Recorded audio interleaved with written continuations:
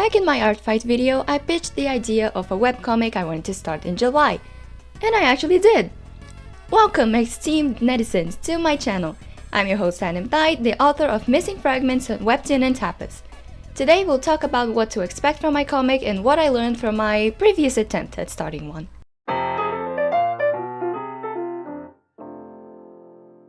For context, Missing Fragments is a mystery comic, and that comes with a lot of foreshadowing and breadcrumbing to leave the reader speculating. You can't do that if you have no idea what you're doing. The first version of the comic started pretty much the same way as the new version did. A chase sequence between Lila and Carter because of some files Carter stole. But I didn't let the chase part happen and jumped straight to fighting, leaving behind all the context clues of why they're chasing one another. Even worse, I didn't even know what Carter could have stolen when I wrote this. I left the files idea for later, and because of that I couldn't give any hints about it through the entire fight.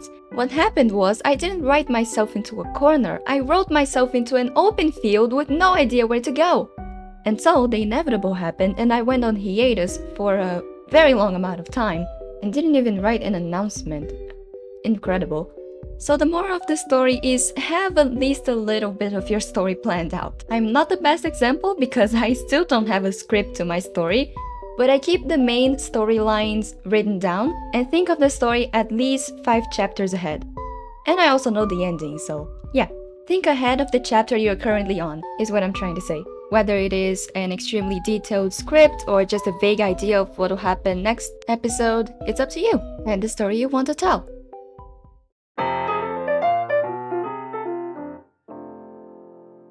When introducing a character in your story, you have to remember that even though you know everything about that character, the audience doesn't. And while that's very easy to forget, at least for me, it's up to you to show what the character's whole deal is. That's why first impressions are important. Whether they're right or wrong, they're the ones that stick until proven that the character has changed in some way. And I managed to miss both of my main characters' personalities on the very first dialogue they have between each other. So let's analyze this passage a little bit. First of all, Lila is on the defensive side of the fight and seems frustrated about it. Lila is supposed to be a very strong S-class hero who was actually threatened by someone with almost an equal strength as her. And yet, because I haven't added that context, she just looks weak. And Carter is basically on the whole other side of the spectrum. He is the one that got caught red-handed, he is the one that's supposed to be at a disadvantage, and yet he's so confident about it. Does he have something on his sleeve? He shouldn't! He's not even taking the fight seriously, which is not a Carter thing at all. But because of the context clues, it looks like it is. Let's take a look at how I handled basically the same scene in the new version. It's definitely not perfect, and I know that it'll never be. But there is improvement there. In the new version, first of all, I actually added the chase sequence, which helps give a better idea of what's going on. This time, not only does Lila seem like she's at an advantage, she's also a contradiction. The billboard does the job of showing that she is a hero and that she seems to have a sweet personality. But right on her next shot, she looks extremely threatening. And while this might be a little bit of a stretch, some people wouldn't think she looks like a hero at all. By the way, I took inspiration from Deadblade to make this scene. I love Studio Investigrave. As for Carter, I still made him act confident even though he's at a disadvantage, but it's very quickly shown to be actually a facade. Character first impressions are so interesting to me, and so I'll add a couple notes here. Number 1, first impressions can be deceiving on purpose. You can make a character look courageous and brave, but they're proven to be actually a coward once you get to know them better. Also, lack of information is information. If a character doesn't react to a certain situation, that's a reaction too. So yeah, keep track of what your readers know and don't know, and use visual cues to your advantage as well. Are we done? Are we done talking about technical stuff now? Great! Let's talk now about the plot!